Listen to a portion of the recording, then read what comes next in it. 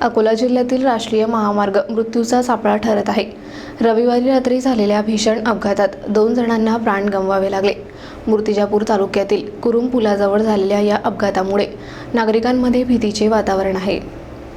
अकोला जिल्ह्यातील राष्ट्रीय महामार्ग अपघातांसाठी खूप प्रसिद्ध ठरत असून हा महामार्ग मृत्यूचा सापळा बनला आहे। दररोज येथे घडणाऱ्या अपघातांमुळे अनेकांना आपल्या जीवाला मुकावे लागत आहे। रविवारी रात्री अशीच एक दुर्दैवी घटना घडली। मूर्तिजापूर तालुक्यातील माना पोलीस स्टेशन अंतर्गत येणाऱ्या कुरुम पोलीस चौकी हद्दीत राष्ट्रीय महामार्गावरील पुलाजवळ भीषण अपघात झाला। या अपघातात मधापुरी येथील पिंटू सुखदेव सोनोने आणि बालू बबन गोरकर या दोघांचा दुर्दैवी मृत्यू झाला। रात्री 8:30 वाजताच्या सुमारास हा अपघात घडला। अपघाताची माहिती मिळताच माना पोलीस तातडीने घटनास्थळी दाखल झाले। त्यांनी अपघातस्थळी पंचनामा करून मृतदेह ताब्यात घेतला आणि त्यानंतर टोल नाक्याच्या मदतीने मृतदेह मूर्तिजापूर येथील श्रीमती लक्ष्मीबाई देशमुख उपजिल्हा रुग्णालयात उत्तरीय तपासणीसाठी पाठवण्यात आले। याबाबत अधिक माहिती जय गजानन आपत्कालीन पथकाचे प्रमुख सेनापती शेवतकर यांनी दिली। या अपघातामुळे महामार्गावरील सुरक्षेचा प्रश्न पुन्हा ऐरणीवर आला आहे। नियमित होणाऱ्या अपघातांमुळे नागरिकांमध्ये भीतीचे वातावरण आहे। महामार्गावर सुरक्षेसाठी कठोर उपाययोजना करण्याची मागणी